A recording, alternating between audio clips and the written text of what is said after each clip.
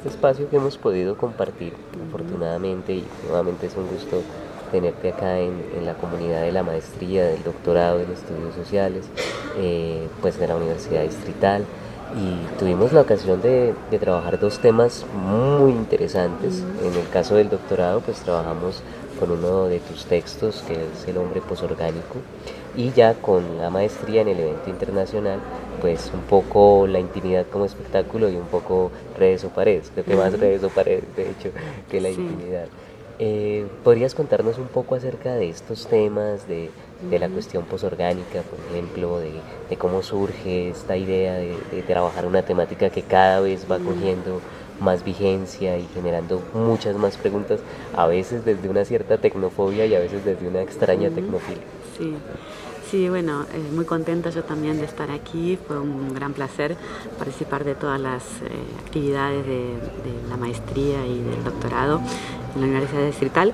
Y sí, lo que vine a presentar tiene que ver con mi trabajo que hace ya décadas que estoy haciendo en la universidad en Brasil, la Universidad Federal Fluminense, de investigación sobre la relación entre tecnología y cuerpo, ¿no? Tecnologías, especialmente las tecnologías digitales, sobre todo las de comunicación e información, pero no solamente ellas, cómo están afectando nuestros modos de vivir, cómo estamos transformándonos en sintonía con ellas.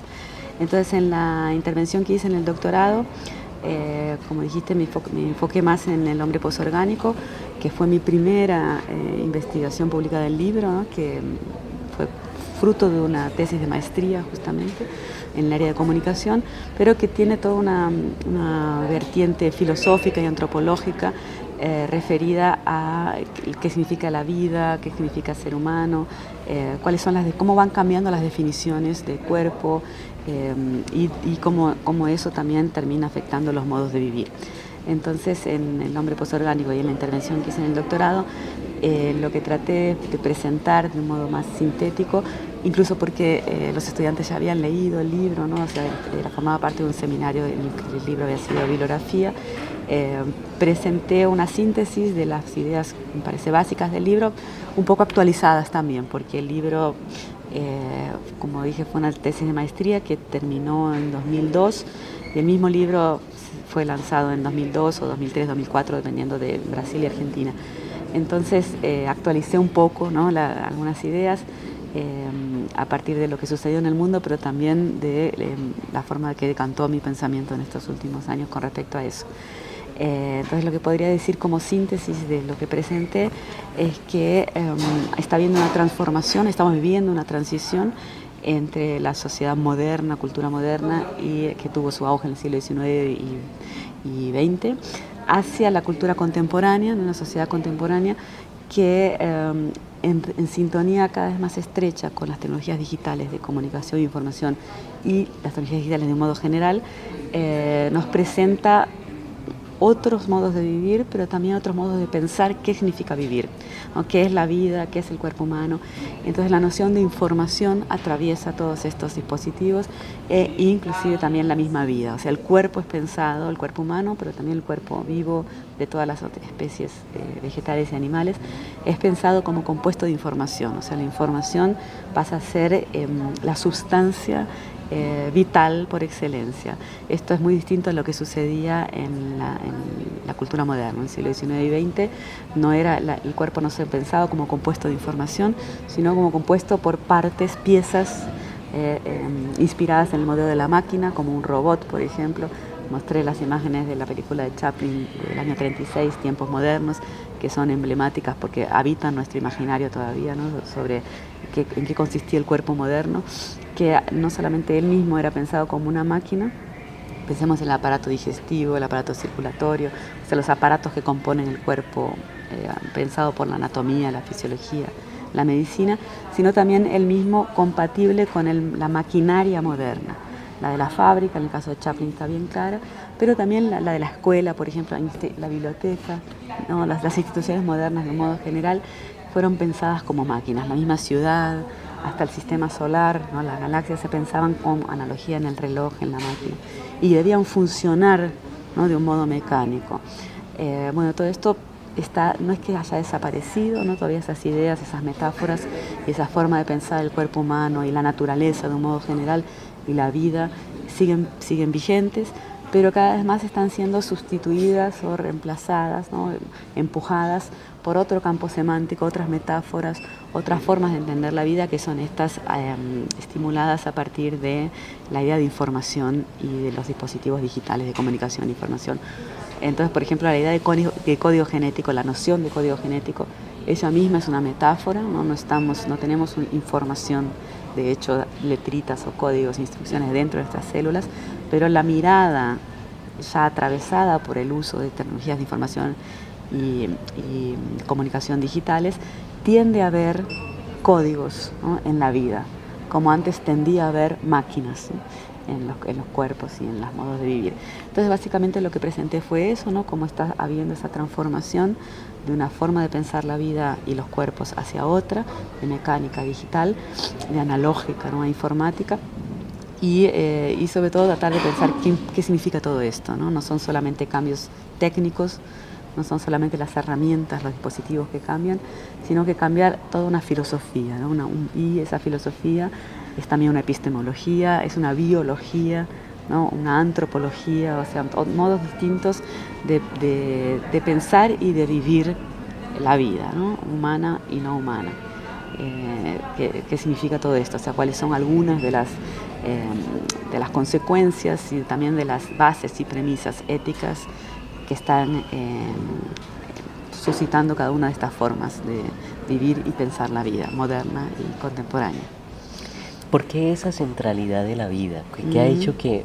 Porque últimamente uno ve que aparece, digamos, los estudios de la biopolítica, los estudios de la bioética. Pareciera como si la vida se hubiese convertido en el foco de trabajo del siglo XXI. Sí, no es que no lo fuera en el siglo XX y en la era moderna, ¿no? Como mostró muchos de estos trabajos, el mío por lo menos, pero muchos otros también, parten de un concepto de Foucault, que es el de biopoder y el de biopolíticas también.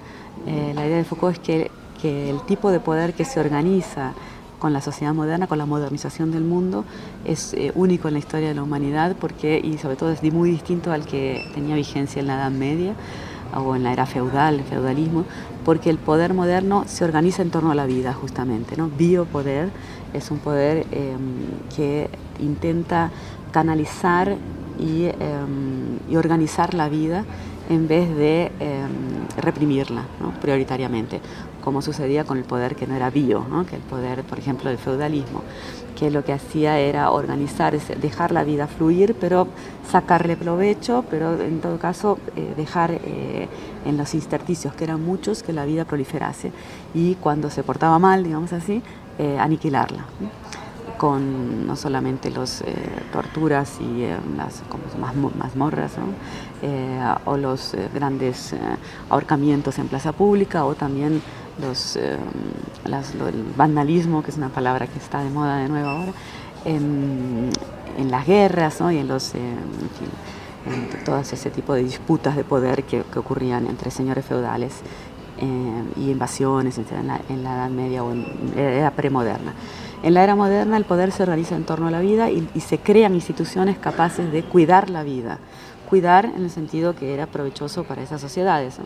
Por ejemplo, la higiene, la planificación familiar, tentativas de que la vida rindiera más, ¿no? Porque la vida fue útil al proyecto moderno. Era importante para las sociedades modernas que los ciudadanos estuvieran sanos y pudieran producir, ¿no? Entonces, varias instituciones se organizaron en torno a eso, las biopolíticas, que son políticas públicas tendientes a hacer que la vida fuera productiva por más tiempo, ¿no? Cantidad y calidad de vida. Esto es inédito en la historia de la humanidad, ¿no? La biopolítica, por lo tanto, el biopoder se organiza en torno a la vida en la era moderna. Por eso no es algo del siglo XXI, pero en el siglo XXI, con las transformaciones de la sociedad moderna hacia la sociedad contemporánea, parece que esto se intensifica, ¿no? Se transforma en muchos sentidos, pero sobre todo se intensifica. O sea, la vida empieza antes del nacimiento, por ejemplo, ¿no? Empieza con la gestación, con todas las intervenciones prenatales, ¿no? Como por ejemplo las ecografías, ¿no? Ultrasonografías, intervenciones, inclusive operaciones en el útero. Todo esto en la era moderna evidentemente no era posible.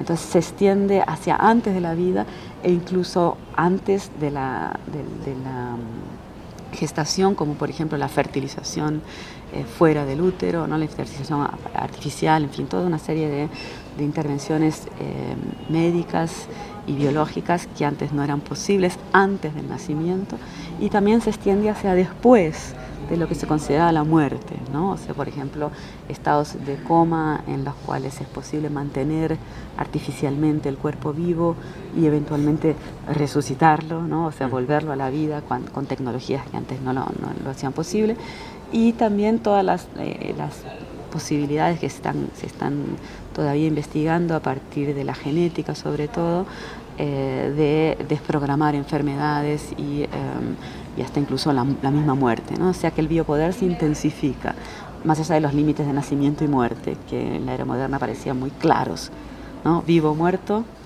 nació, en el momento que está enfermo se va al hospital, el hospital lo intenta recuperar y lo vuelve hacia el mundo de los vivos, o va al cementerio y muere, ¿no? Uh-huh. O sea, ahora hay toda una serie de zonas grises y posibilidades otras que se tejen entre vivo y muerto, ¿no?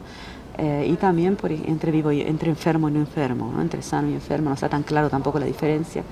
Por ejemplo, si hasta hace poco, en la era analógica y mecánica, o se estaba sano o se estaba enfermo, ¿no? Había o muerto, ¿no? Uh-huh. Había 3 posibilidades, digamos.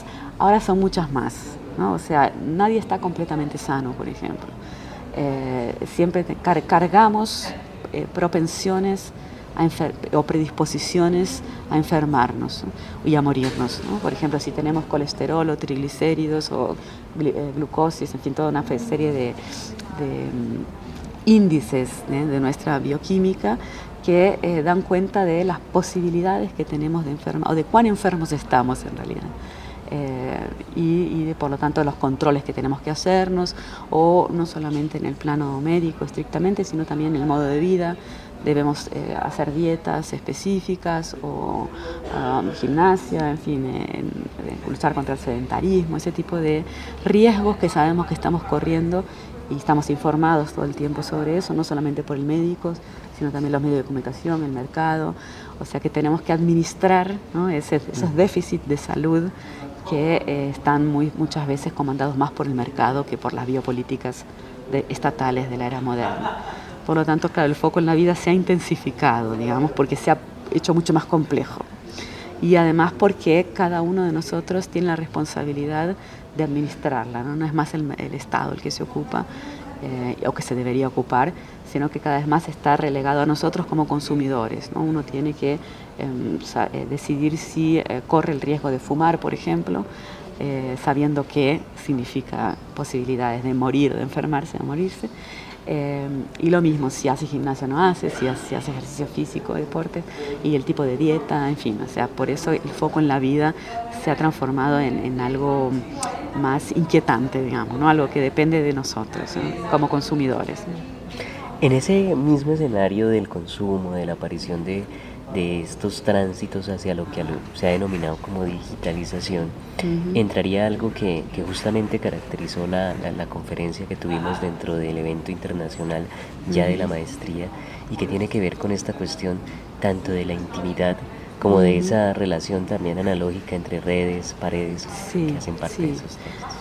Sí, en realidad cambiamos de foco, pero la inquietud sigue siendo la misma, ¿no? La transformación de una sociedad moderna sintonizada con tecnologías mecánicas y analógicas hacia una contemporánea cada vez más sintonizada con los dispositivos digitales y móviles, portátiles de comunicación e información que se han desarrollado en la última década, o se han desarrollado en las últimas décadas, pero sobre todo se han popularizado enormemente en la última década, o sea, en la segunda del siglo XXI.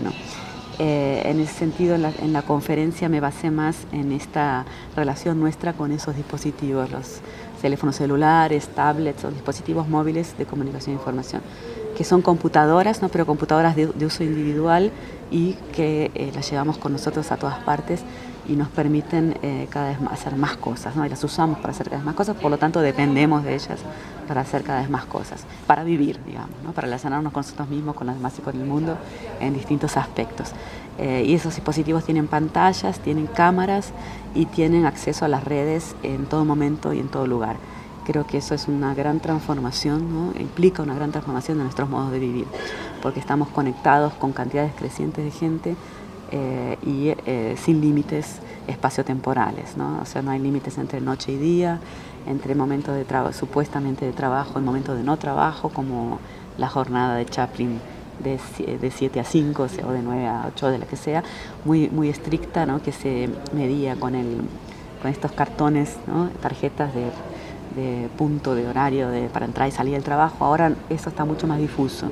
Estamos todo el tiempo en situación de trabajo y todo el tiempo también en situación de ocio, ¿no? No están claros los límites, ¿no? Por ejemplo, al usar computadoras en el trabajo, en el espacio de trabajo, en la computadora también aparecen instancias que no son estrictamente de trabajo, como nuestras redes sociales, videos, mensajes que vienen por email y que nos distraen del trabajo. Y lo mismo cuando estamos fuera del espacio-tiempo de trabajo, del supuesto espacio-tiempo de trabajo. Por ejemplo, estamos en nuestras casas el domingo o paseando con nuestra familia un sábado a la noche y nos entran mensajes que tienen que ver con trabajo, notificaciones, etc. O sea, esos límites están mucho más difusos. Y todo esto abre posibilidades existenciales antes inéditas, porque nos permiten estar en muchas situaciones al mismo tiempo, pero también generan presiones nuevas, ¿no? Y conflictos y, en fin, perturbaciones, ¿no? Con las cuales no sabemos muy bien qué hacer, ¿no? Como por ejemplo la posibilidad de sufrir bullying porque aspectos de nuestra vida que antes estaban protegidos por paredes y pudores ahora están expuestos al exhibir lo que antes llamábamos intimidad, ¿no? Por ejemplo, la comida, la sexualidad, las vacaciones, o sea, todos aspectos de la vida que antes se consideraban íntimos, por lo tanto no se mostraban al público o a desconocidos o a poco conocidos, o sea, no íntimos, y ahora se exponen, ¿no? Y se exponen en busca de gratificaciones que vienen por el lado de me gustas, likes, visualizaciones, comentarios, ¿no? Aplausos de todo tipo, que de alguna manera le dan legitimidad a lo que soy, ¿no? O sea, mi vida es interesante, yo soy interesante porque me pasa esto, esto y esto, ¿no? Mis vacaciones, mis novios, mi familia, los helados y la comida que consumo, o lo que pienso, lo que me gusta, en fin. El aspecto físico también, ¿no? Fotos, selfies, todo eso, los consumos de todo tipo. Entonces así las paredes están siendo franqueadas, están siendo atravesadas, las paredes y los pudores decimonónicos, ¿no? Que la cultura moderna, inspirada en el modelo burgués, la moral burguesa, la ética protestante, ponía límites, ¿no? A ese tipo de a esa esfera de la vida que se consideraba íntima y por lo tanto privada, y que ahora tiende a mostrarse. No solamente puede mostrarse, sino que se supone que deberíamos mostrarla. O sea, deberíamos estilizarla y estetizarla para que sea visible y que los otros nos aplaudan, ¿no? Y nos gratifiquen, le den legitimidad a nuestra vida, con códigos muy parecidos a los del espectáculo, ¿no? A los de los medios de comunicación, que aprendimos, con los cuales nos fuimos alfabetizando, las competencias mediáticas que ganamos, no solamente con el cine, sobre todo el cine comercial, tipo modelo hollywoodiense, también las telenovelas en el ámbito de América Latina fueron muy fuertes, ¿no? Impregnando esa estética de vida de novela, ¿no? Vida de telenovela, la publicidad también como un género paradigmático. Si pensamos en redes sociales como Instagram, por ejemplo, tiene el modelo publicitario muy claro, es probablemente la que lo tiene más claro, pero no es la única, ¿no? Esto de los filtros que le dan a nuestra imagen una apariencia parecida, una estética publicitaria.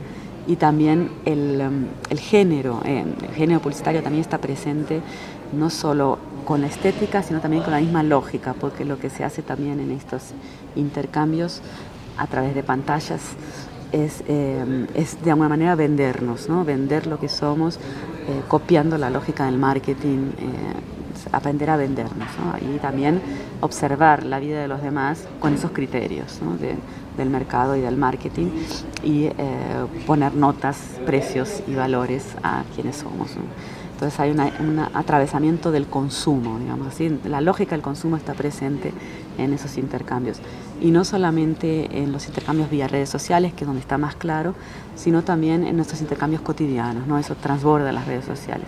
Las redes sociales no por casualidad están ahí, ¿no? Porque las inventamos a partir de unas transformaciones que ocurrieron en los modos de vivir, que no son tan recientes como ellas, ¿no? Son anteriores y se vienen gestando por lo menos desde mediados del siglo pasado, con críticas justamente al modo de vida moderno, analógico, y a la moral burguesa, en fin, a los paredes y los pudores, a las limitaciones que todo eso implicaba, incluso con la crisis de la escuela, ¿no? Que fue uno de los tópicos trabajados, no por casualidad, en esta maestría en educación y comunicación.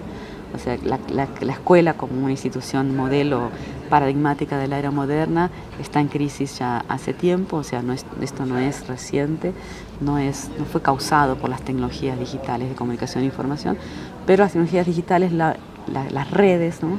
La han puesto en evidencia de una manera que ya es innegable, ¿no? Porque el atravesamiento de las paredes por las redes ocurre también en la escuela, y aunque no usemos las redes en la escuela, aunque no usemos los celulares o otros dispositivos, aunque estén prohibidos, digamos así, aún así nosotros, los niños, los jóvenes y también los docentes y los que trabajamos en las escuelas, los padres también, las familias, todos ya estamos sintonizados con el modo de vida en red.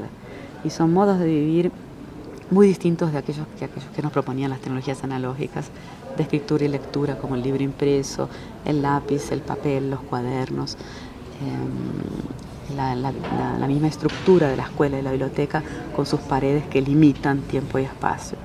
Ahora que nos sintonizamos con las redes, nos cuesta mucho más adaptarnos a esta lógica que tanto limita, ¿no? Que limita nuestro tiempo y nuestro espacio, que limita también la cantidad de gente con la que estamos en contacto durante ese tiempo y espacio limitados por las paredes, y los modos de relacionarnos con nosotros mismos, con los demás y con el mundo, que los celulares nos han no solamente propuesto, sino que suponen que los usaremos de ese modo y que estimulan que los usemos así.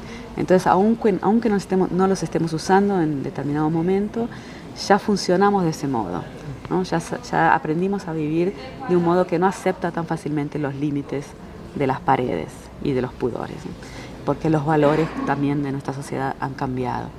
Entonces la idea de esa conferencia era mostrar que a partir de todas estas transformaciones estamos ante desafíos muy grandes, ¿no? Desafíos que probablemente no se van a subsanar incorporando la tecnología a la escuela, porque la crisis de la escuela y de todas las instituciones modernas no las provocó la tecnología, sino que la crisis viene a partir de una transformación mucho más trascendente de los modos de vivir, una transformación histórica que la tecnología nos permite verla de forma bastante clara, porque pasamos desde un instrumental muy distinto, el analógico, que es el instrumental de la escuela por excelencia, ¿no? De los libros, la tiza, el pizarrón, papel, cuaderno, etcétera, hacia una tecnología, todo un arsenal tecnológico, un instrumental tecnológico muy distinto, que es este de los celulares, las computadoras, internet, etcétera, las redes, ¿no? Entonces las tecnologías es muy evidente que cambió la tecnología, pero no es lo único que cambió, ¿no? Sería como la punta del iceberg en las tecnologías. Pero si exploramos si hacemos una especie de sondeo, ¿no? Así, un sondaje de qué significa esta transformación, vamos a ver otro tipo de elementos que también cambiaron y que incluso hasta provocaron la transformación técnica. Y esa transformación que está en la base es mucho más trascendente, mucho más determinante, ¿no? Cambiaron nuestro modo de vivir. Cambiaron nuestros modos de vivir, cambiaron nuestros modos de relacionarnos con el tiempo y el espacio, de usar el tiempo y el espacio, con esta propuesta de ilimitada, ¿no? Que es mucho más radical que el esfuerzo que hacían las paredes por poner límites en la era moderna. Y cambiaron, por lo tanto, también nuestros modos de relacionarnos con nosotros mismos, con los demás y con el mundo. Pero la mirada en la tecnología es útil porque muestra muy claramente cómo eso cambió, ¿no? Y al mostrar tan claramente podemos ahí entonces hacer toda una genealogía de estos otros cambios históricos, ¿no? Que no son estrictamente tecnológicos, porque el cambio nunca es estrictamente tecnológico. Por ejemplo, si pensamos más allá de la era moderna y la contemporánea, cómo se fundó la era moderna a partir de ciertas tecnologías como la imprenta, por ejemplo, ¿no? que posibilitó la impresión de libros, y ahí toda la reforma protestante, ¿no? O sea, toda una serie de transformaciones que vienen junto con eso. O O sea, que no fue la imprenta la que cambió el mundo, ¿no? Sino, claro que allí en esa época los cambios eran mucho más lentos, pero pensemos lo que ocurrió con la propuesta de alfabetizar a toda la población, dividida en estados nacionales, muy posterior también a la invención occidental de la imprenta, porque la imprenta también viene de China. Entonces, bueno, son transformaciones que se pueden rastrear genealógicamente y que muestran que las tecnologías son muy importantes, pero que a su vez son también consecuencia de transformaciones mucho más profundas y políticas, económicas, socioculturales, del orden de los valores, que están ahora operando también, ¿no?, en nuestra cultura. Una transformación, por eso es tan desafiante la crisis de la escuela, porque si fuera solo tecnológica sería muy fácil resolverla, con todas las complicaciones que también hay, porque presupuestos y etcétera, ¿no? Y transformaciones culturales de usos de las tecnologías en la escuela. Pero no es eso solamente, ¿no? Son transformaciones que tienen que ver con modos de vivir.